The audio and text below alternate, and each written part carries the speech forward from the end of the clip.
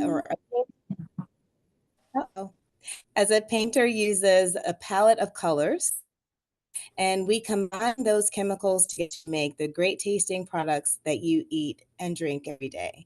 So because I work for the Coca-Cola Company, my team and I work specifically on beverages across a multitude of categories. A category might be sparklings, like something with bubbles, or it could be still, which means something that doesn't have bubbles. It could be coffee, tea, hydration, or sports drinks. And so across all of those categories and also across the world. So I have a pretty exciting job. I work with a very small but mighty team. And I have a passion in my heart for young people as yourselves, because I did not know that a career such as mine existed when I was your age. This is a thing that I happened upon. And so now it is my goal and mission to expose as many people to it as early as possible in the event that you might have a passion or a desire to do this work yourself. So pleasure to be here. Thank you so much in advance for your engagement and looking forward to a great time with you today. Ashaki, about 2.5, 3 years ago, I had the pleasure of meeting you at an event, at a program in Atlanta. You work for Coca-Cola Company in Atlanta. I am in Atlanta as well. We became friends, and over the course of about a year, I had invited you to be a panelist to advise young people. And here you are doing this. You volunteered. We all volunteer to do this now. And would you share that interesting fact you and I just talked about before we came live about a new member at NSHSS? Yes, yes. So my husband and I have 4 children. Our youngest is 15, and he recently was offered to be in the NSHSS. SS, yep. And so we have signed him up, and we are so excited for him to be a part of this group and this, and again, to have all the exposure and the experience. So All I'm right. not just coming to share my thoughts, but I'm also coming as a proud mom. And so really excited to be here. Well, congratulations on his accomplishment. Obviously, he's got to Thank have the right you. GPA to be able to get Yes. become a member of the Honor Society. Mr. Patrick Daniel, he also, Ashaki, we know him well too, right? Through this medium, because Yes. we have had the opportunity to spend some evenings with young people, mentoring them on these panel programs. Patrick, tell everybody, it's not just students that I think are joining us. So we may have some parents, maybe some folks who are already working. Patrick, tell them a little bit about you. Okay, can you guys hear me okay? I can. All right, I had to go to the backup iPad because the update happening on my laptop was not happening. So I am so glad to join you guys. I'm Patrick C. Daniel.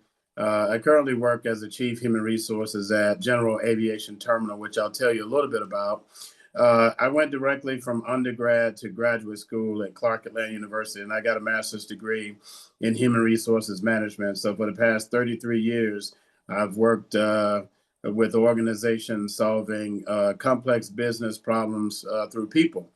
Beginning in the chemical manufacturing space in North and South Carolina, in New York, and then after that, coming to Atlanta with Kraft Foods, moving to Chicago, and then California, and then coming back to Atlanta to work for PepsiCo for several years, then led me to have Ashaki, interestingly enough, a 10-year career at the Coca-Cola Company. I joined in 97, I think it is, and retired there about 13 years later.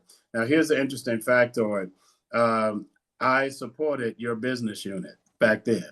So it was called Product Integrity. It was everything from research and development, flavorings, ingredients control, the beverage-based plant. I actually supported worldwide manufacturing in our spaces in Drogheda, Ireland at the time. I was actually involved with the build out of Ballina in Ireland. Spent a lot of time at our laboratories in Belgium and in France and Puerto Rico. And so I knew that organization quite well. And Wow, what a small world. how Small about world. that? And then after that, for about 13 years, worked for a aluminum manufacturing company in the building and construction space. And now I've been with General Aviation Terminal for 22 months. And so General Aviation Terminal, what we're called is a ground handler. So you see the planes, you get on the planes, but the operations underneath the plane you may not be aware of. Somebody has to load those bags. Someone has to unload those bags. The plane gets marshaled out. The plane gets marshaled in. Catering carts get put on the aircraft. The aircraft gets cleaned. And also we do cargo operations. We do that in 80 locations, 80 airports throughout the US and Canada. We have about 7,000 employees. And you probably won't see us because all of the carriers, our employees wear their uniforms. So from Delta Airlines to Spirit, to Alaska, to Frontier, to United, to JetBlue, a lot of them are GAT employees, depending upon what the location is, working on behalf of that contract. So I have been able to work with NSHSS for a number of years, somewhere between 5 and 7 years. So it's such an honor to be here to share this time with you guys. Oh, wonderful. Thank you, Patrick. I've not actually met you in person. I look forward to that sometime. Right. We always meet in these settings when we're Sure. coaching and mentoring young people. Yeah. So let me put this slide up on the screen. I want to give everybody who's listening in some context to these 10 topic areas. About right after COVID started, the president of NSHSS, along with a member of the board and several staff members, came together, identified a need to create a learning experience for the young people of NSHSS to better understand how they can get ready to be more successful, to be able to immediately contribute when they take their first step into a work environment, either as an intern or their first job. And so these professional skills, these 10 areas that you see were identified. I remember working with a member of the board of advisors of the NSHSS. He's currently a member of the board of ExxonMobil. And we went through many different iterations to try to distill everything into 10 specific areas that will help to enable one's academic brilliance. Because we realized that just having the book smarts, while that is absolutely important, that's not enough. That we've got to show some abilities and skills that will help to enable your academic book smarts to be able to be successful in your role. So these are the 10 topic areas. And for the next 20 minutes or so, Patrick, Ashaki, we didn't rehearse this. We just sent you an email and said, please come on this program. It's a free webinar for anybody who wants to watch this and listen in. We're going to look at these 10 topic areas and pick any one of these and offer up very specific strategies that anybody can take and utilize right away to be able to show up well, to help be immediately valuable and contributing in the workplace. So enough said, that's the context. I'll leave this up. I'll show this as each of you finish your comment. I might pop this slide back up again. I'll be quiet. Patrick, Ashaki, anything you want to pick on something. I've got a couple that I want to say, but I'm just going to stop right there because I know you got tons of insights. Who's going first? I can kick us off. Yeah, always All right. Ladies first. Go ahead, Ashaki. Thank you. Gentlemen. Thank you. So there's and I put in the chat, you spoke, Fabienne, about the importance of education, the importance of your grades, the importance of your knowledge, your book skills. And we call these kind of the soft skills. At Coca-Cola, we talk about the what's and the hows. And these I would consider the hows, and the hows are so essential to the what's. So it's not just about what you're delivering. It's not just about the what you've done from a project standpoint. It's how are you doing it? How are you leveraging inclusiveness? How are you showing up as a leader? How are you utilizing relationships to work across networks and be influential? How are you managing difficulties? So I think that's just one thing that I would say in general, as it reflects on all of these various key skills that you guys have identified. And I want to start with communication. I'm going to start with communication because I think that that's a very critical core and key skill. And communication, in my opinion, is a factor of multiple facets. So, two of which are oral communication and written communication. So, from an oral communication standpoint, it's very important to be clear. It's very important to understand and know who your audience is. For example, as a scientist, I often have to present information, whether it's data or whether it's an idea for a project or whether it's information based on the results of a project to my leaders or to my leaders' leaders. In some situations, that information is being presented to people who are not technical. So I need to be able to communicate that information in a concise way and in a way that presents efficiently, but is not so um, technically deep that people are not able to understand and get the gist of it. So we talk about grandma language. And what does that mean? That means distilling the information into context that if you were sharing sharing it with your grandmother, she would be able to clearly understand what you're talking about. And so I think that in today's world, it's very important to be able to really curate and synthesize your message according to whomever your audience is. I think that's critical for communication.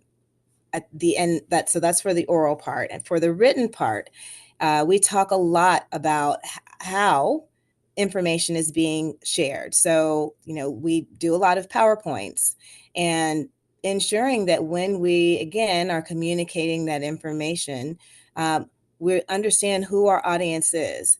How is the best way to present that information so that that information can be readily received?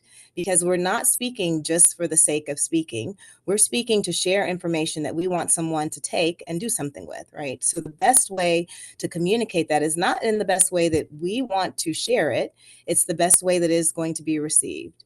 In some situations in the corporate world, when you're communicating information or when you're trying to, get some kind of alignment, you might have to have discussions and conversations ahead of time with people who are key stakeholders. So that goes back to knowing who your audience is, how they like to receive the information.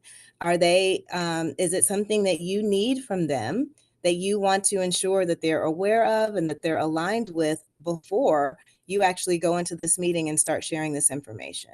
There are lots of tools out there to help better create PowerPoints that are storytelling. So we talk about a lot of that storytelling aspect in our company as well. So what is the story that you're trying to tell? What is the information that you want to communicate? And how can you ensure that that story is relevant, that that story is cohesive from start to finish, and that that story is going to land well with your audience? So those are some points that I have related to communication. Among so many that we could touch on, I'm so glad that you started with communication, Ashaki. And I think you would agree too that when we do these 90-minute coaching sessions, communication is where we oftentimes land in that key skill, because the ability to communicate in written form as well as just having a conversation or maybe a more formal presentation, that is how people are going to understand what you have to offer. Absolutely. Yeah, and so your ability to be able to carry on a conversation in a very informal way, Yes. the ability to be succinct if you are Yes. speaking to people that don't have a lot of time to consume the information. They don't know your audience, right? That was the key message that I got from your advice. Um, uh, Patrick, I'm going to put the slide back up again. Pick on something. What do you want to pick on among all the advice I've been hearing you tell these young people? All right, I'll pick one, but I've got to actually shoehorn into some of the things that Sure. Ashaki said. So this is interesting. Ashaki, I was actually one of the chief architects for that performance management model that you talked about back in the Mhm. mid 90s, Uh-huh. where we made sure that people understand that what you do, whether it is develop a new flavor or a new ingredient, is less important than how you do it. And the how is what we call competencies or behaviors. And it's everything about, collaboration, showing initiative, et cetera. So now that she mentioned communication, I'm going to take another side of that. So it's very easy for people to understand what they want to share. But the other side of the communication is, now, what did the person hear? What did they learn? What did they take away from it? So here are a few tips that I would recommend you do. When you're communicating, I want you to begin with the end in mind. Mm. Begin with the end in mind. So let me give an example. What is it that you want that person to walk away with? All right. The example would be, I want them to walk away understanding that the cow jumped over the moon. We're using hickory dickory dock. Okay. The cow jumped over the moon. That's what I want them to know. Okay. Now, how I ensure they walk away with that, because this is an audience of young people, you guys love to text, you love to tweet, you love to do all of that. When you are entering a workplace, you're going to come into a workplace where there's probably 4, if not 5 generations of people. And also, the company culture may not be one that lends itself to one communication style. And if you think about something, when you are communicating or transmitting information, you're one way thinking about what you're saying. You have not checked to understand what the other party has walked away with learning and understanding. And one of the key gaps in the communication chain is that the person intended to communicate something, but the receiver did not walk away with that understanding, right? So the tips I would tell you is definitely generate a broader style than just texting or tweeting or emailing. Because texting, tweeting, or email is a one way, and it doesn't create a dialogue, and it doesn't ensure for understanding. The art of verbal communication will never be lost, where you can talk with someone, check in for their understanding, and then at the end, I want you to say, okay, now, Fabian, based on what I just said, tell me what your understanding of what our discussion is. And then Fabian says, well, after everything we talked about, I understand that you wanted me to know that the cow jumped over the moon. Perfect. Now we have understanding, we have clarity of communication, we're on the same page, etc. Okay. So that was kind of the piece on the communication and the what's in the house. The other thing that I would share that was on your list, the critical thinking piece. I don't care what your job is. You can be an engineer, you can be a scientist, you can be an administrator, a human resources person, whomever you are. The one thing that you will do in your work assignment is solve problems. If you just boil it down, your job is to solve problems, right? And therefore, critical thinking is going to be a very important part of that, right? And, one of the things that you can do right now to help you with your critical thinking is what, some people call the 7 whys, WHYS, or 5 whys, right? So simple exercise would be this when it comes to critical thinking. So I asked the person a question. I say, well, what's the problem that we're trying to solve? Well, we have a person that doesn't seem to understand the assignment. Give me an example. They'll say, well, I asked them to do a particular set of tasks. They end up doing another set of tasks. Okay, why is that? They'll say, well, I'm not really sure. I think because, maybe we've not been trained on that. That's the first why. All right. Second why, well, why is that? Why haven't they been trained on it?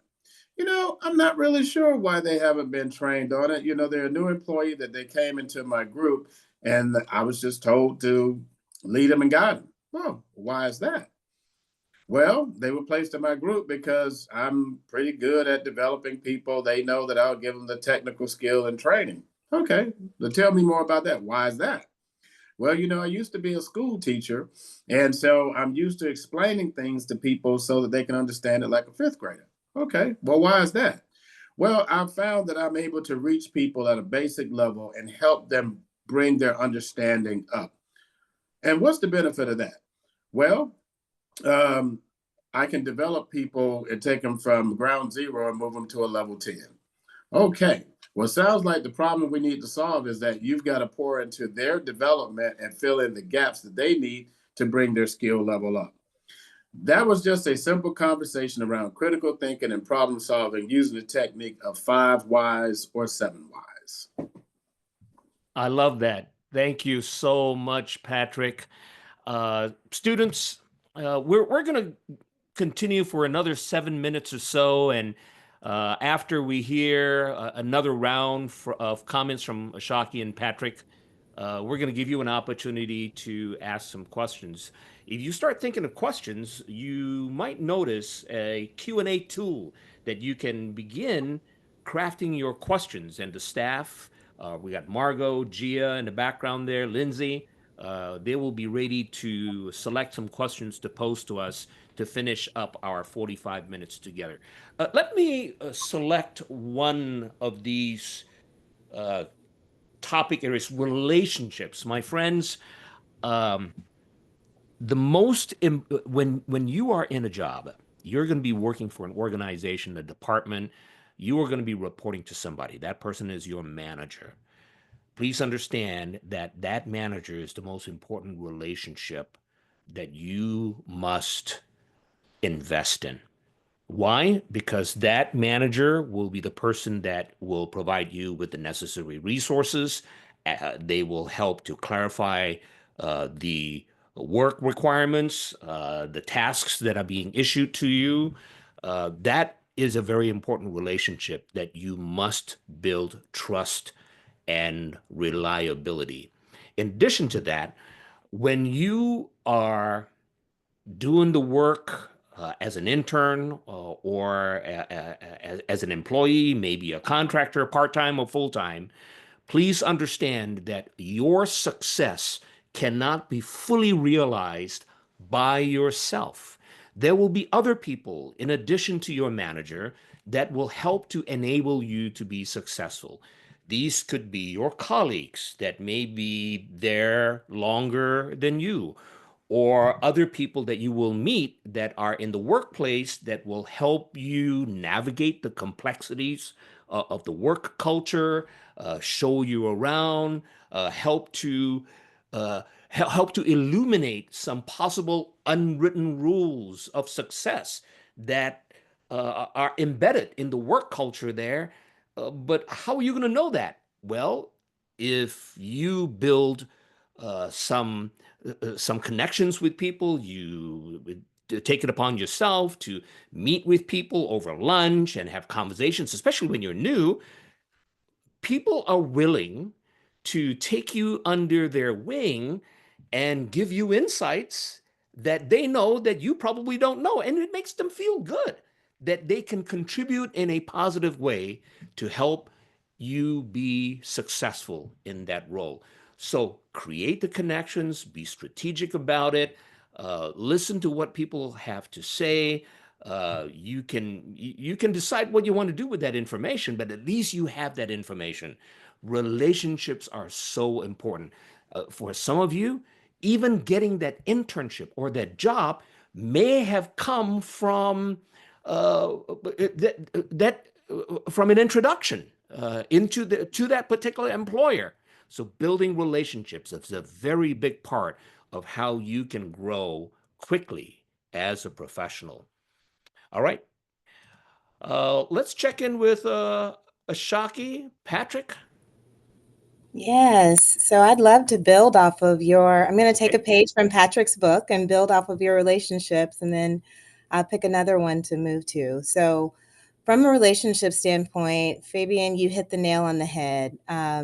Relationships are so important, whether you're in a smaller company or a large global organization like the Coca-Cola Company. As you said, we can't do anything by ourselves. And if you think about the work that I do, I am creating flavors. And in order to create those flavors, I have to have materials. Those materials or ingredients come from our those materials together, and I have to make sure that they meet right for our company standards. And that's important for me to connect in with our quality department. I also have to ensure that they meet the requirements from a regulatory standpoint of the countries where that flavor. Shaka, Once you're all cutting in. done, then You're back on. am I Yep. back? Yeah. You Okay. cut off for maybe about 3 seconds. Go. I can hear you. Okay. Once that's all done, then I have that flavor has to be produced, and that's produced by a totally different team. So it's really important that I have established relationships with each of those teams so that as I'm doing my work, I can be most effective. The other thing you mentioned is as a new employee to a company, how relationships can help amplify or speed up your assimilation into that organization. Mhm. And so that is a great, I mean, with the Coca-Cola Company, one of the things that I do either with new team members or mentees is ensure that they connect with people within our group that may be stakeholders that they need to know to help them do their job, but also as I'm thinking and as they're thinking about their growth and development within the organization, who else can they connect with in departments or areas where they may be interested? So have coffee with someone, find someone on the org chart or in a group that maybe is interesting and set up a coffee because as you said, Fabian, people are very willing to help, to talk about what they do and to share their path and their experiences. So I just say that. And then I'm going to go to managing difficulties to just kind of stay on the vein of communication and connectivity. So I think one thing that's really important around managing difficulties is to ensure that you have great relationships established. When difficult situations arise, I will speak that specifically in a one-on-one setting, and I'll use you, Fabian, as an example because you're big on my screen right now. So if I have a difficult situation that arises with you, but you and I have a relationship that is established, with that relationship comes trust. And I will be comfortable coming to you and speaking to you candidly and providing feedback around whatever the situation is that is part of this difficult situation that we're trying to deal with. So establishing that relationship is important because it builds trust, and that trust helps enable candid and direct conversations to provide feedback in order to understand what is the root and building off of what Patrick said, going through those 5 whys. Why are we in this situation? Why did this come about? And what can we do to try to alleviate it? I think another great tactic to use when you're managing a difficult situation is to ask for help. So you don't have to be a superhero. You don't have to figure it out by yourself whether you have been in the organization for 2 days or for 20 years, there are always opportunities to reach out to someone who maybe knows the people that are part of the situation a little bit better, or that you can even bounce ideas off of as you were trying to think about how to address the situation. So I think that that's really important, is to ask for help, seek help. That help might be from your direct manager, that help might be from your mentor or coach. So that's something really important to do. I would say have those relationships, establish that trust, seek help, and be an active listener. So when you are preparing to sit down and discuss the situation, because also providing feedback is extremely important. And receiving that feedback is extremely important. So when you are sitting down, be open to listen and be open to listen actively for, as Patrick said, understanding. you're not listening to chime in and to give your opinion or to say, what you feel was wrong about the situation or what the other person didn't do correctly. You're listening actively for understanding to see how or what happened and how or what needs to be done to rectify the situation. So those are some tactics that I have used. And I will say that, over a very extensive 25 plus year career, I have encountered difficult situations, and those tactics have helped me.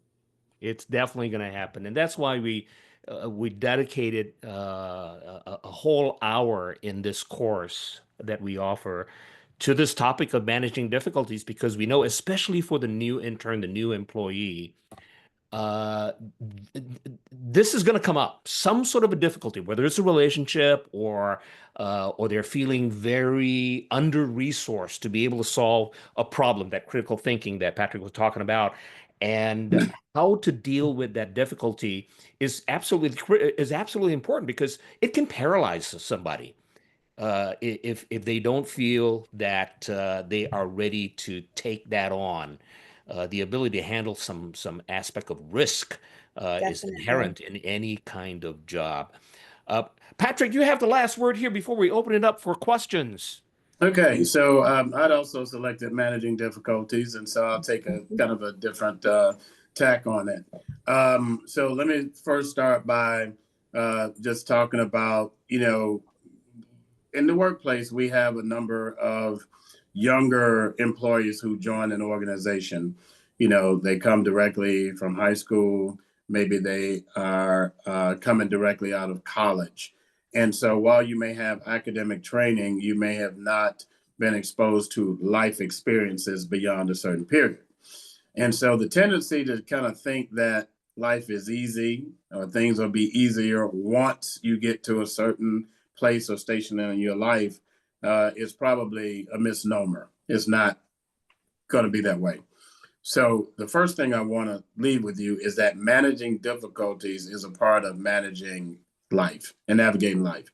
You're going to have it. Let me give you an example. I'm a road cyclist. I cycle a bicycle on the road.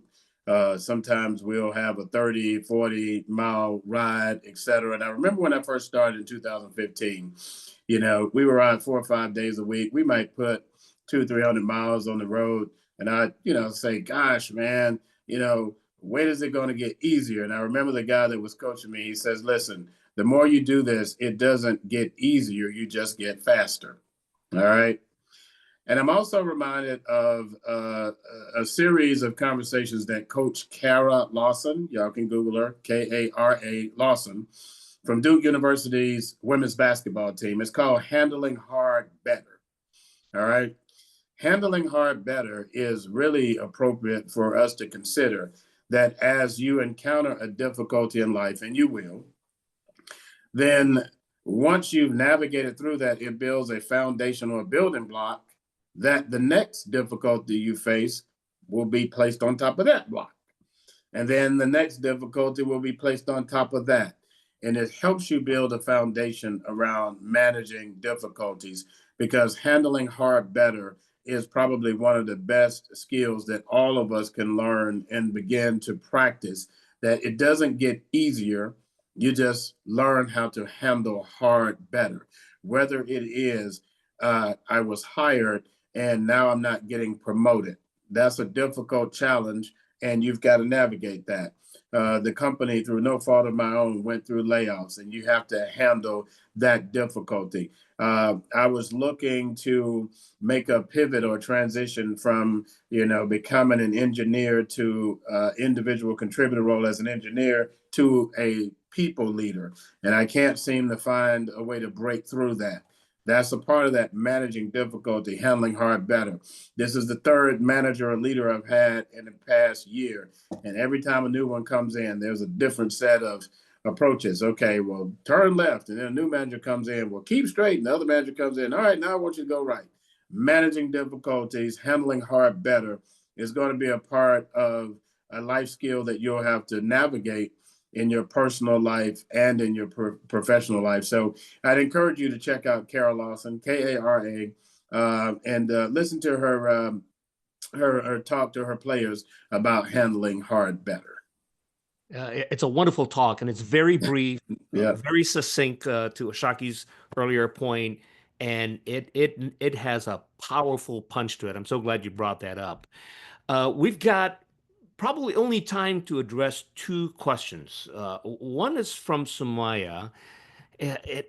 She mentions three specific areas that we could speak at length at, but if you could comment just real briefly, why would it be important for students as they think about their future? I'm assuming she didn't say this, but the future as they go into the work environment. Why is it important to be able to manage challenges such as time management, stress, teamwork? Well, those were the three specific areas that she mentioned.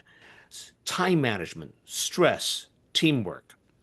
What could you offer very succinctly so we can at least cover the second question about getting hired?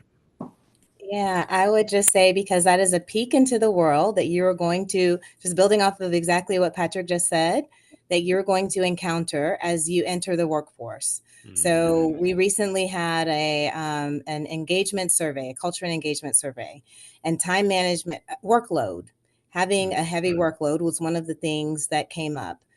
How do you manage your workload? By prioritization. So that time management and being able to clearly define what are the things that you need to deliver and prioritize those things and manage your time accordingly is a skill that's going to benefit you academically, but will continue to benefit you as you get into your career as well. The stress, how are you handling stress? How are you being able to balance your wellness and ensure that that stress isn't impeding the way that you show up in the workplace? That is, and that it's not impeding or affecting you personally or physically, because how you show up, how you handle that stress may impact how you address and work on projects. It may impact how you work with your team. And as a team, it is very important. You are often at work. So the way that you react. We're losing Ashaki a little bit here. She's coming in and out. All right. I think we may have lost Ashaki there. Ashaki, Patrick and I are going to move to this second question so that we can finish our time here with a member of the staff explaining a little bit about this training program that we offer at the NSHSS. Now, Patrick, there is a question there. I don't know if you can see the question in the Q&A tool there. The second question by the anonymous attendee who's feeling some frustration about getting hired. And the question is about how to approach applications and interviews. And I have a very short response to that, Patrick. And I would invite any of you that if you're going to find yourself soon going into job seeking, interviewing, getting that resume fine-tuned, don't do it alone. Get some help. Look for somebody in your network. Maybe you have a part-time job and one of the managers that you are at, where you work at, you admire how they come across. Maybe there's a school counselor that seems to be impressive, and you know, just go ask them for some help and say, look, you know, I'm new in this. There are obviously YouTube videos that you can watch. What you do to invest in your readiness to get the job will be able to give you the confidence and the capabilities to improve your chances of being successful in landing that job. I'll say that much. Patrick? I'll jump in right on that. So first of all, guys, I'm going to tell you, when it comes to a job search, it's not you. Let me say that again. It's not you. The reason I say it's not you, because I believe you got the basic building blocks. Your resume is up to date. You know how to interview. You know how to search for a job, either on job boards. You have an executive search firm or recruiter working with you. You may have referrals. So it's not you. If you've got all that preparation, it's not you. What is happening is that the the employment landscape is very competitive, and it always will be. I'm not going to say it's now competitive. You know, again, I've been at this for, you know, I've worked since I was 15 years old. And, you know, there's inflation, there's recessions, there's depressions, there's all of that. And there's never been a time when I didn't experience someone saying, well, it's difficult to get a job. So believing that you've got the basics, you got the resume, you're networking, you're getting referrals, you got some help, it's not you. So now what you have to do is determine what you can do. Now watch this. This is the one that really gets people, because I get this question probably every week. And I'm actually an example of why I say what I say. You have to be willing to sacrifice or give something up. Okay? I am a native Atlantan, grew up in the city of Atlanta, 4th generation, went to school in Atlanta. Atlanta is a great place, don't want to go anywhere. When I graduated from graduate school, there was not one job that offer I got in Atlanta. It was Kansas City, Kansas. It was Charlotte, North Carolina. It was New York. It was Indianapolis, Indiana, and Pampa, Texas. If I want to get the experience to build my career, I had to leave. So if you remember my intro, I left and I went to a chemical company, and I went to both Carolinas and New York during that time. But now I'm building my experience. And so now when people start recruiting, it made me attractive, and Kraft Foods recruited me to come back to Atlanta. Now I'm building on those skills, and I go to California, then I go to Woodstock, Illinois, building more skills. And PepsiCo recruited me, and they brought me to Atlanta. And then I traveled 70% of the time, which is very difficult for those who may have a family or other outside interests to be on the road that much. But I had to give up something, right? And then when I was recruited to the Coca-Cola company, I immediately went to Western Europe for 5 years. I had to give up something. All I'm saying is, I believe that if you've got the resume, you've got the training, the experience, the desire, the coach, the network, and the referrals, I'd like for you to be open that you may have to go somewhere to get the experience and the opportunity in order to work your way back to where you want to be. Patrick Daniel, Ashaki Willem, my friends, my colleagues and co-conspirators, when we come together, I don't know when I'm going to see you again, but I look forward to another 90-minute session with these young people, with another new cohort of students. For those of you who have joined us today to listen in a little bit, get a little bit of dose of the realities of the work environment, but better yet, knowing what you can do now to begin practicing some of these specific skills that we have talked about. Watching videos, that's easy to do. But being able to actually practice these skills and get confident in it, that's the trick. And that's our invitation to you, because we wish you every success in your professional endeavors. Here is Margot, a member of the NSHSS staff, who wants to tell you a little bit about this program that I've been referencing over the past 45 minutes. So Margot, over to you. Absolutely. Thank you so much, Fabian. And thank you, Patrick and Ashaki, for all of the wisdom that you've shared with us and with the students. So tonight is just a snippet of this program that we call the Intern Readiness Certificate Program at NSHSS. The IRCP, as we like to call it, program is a 10-module online course.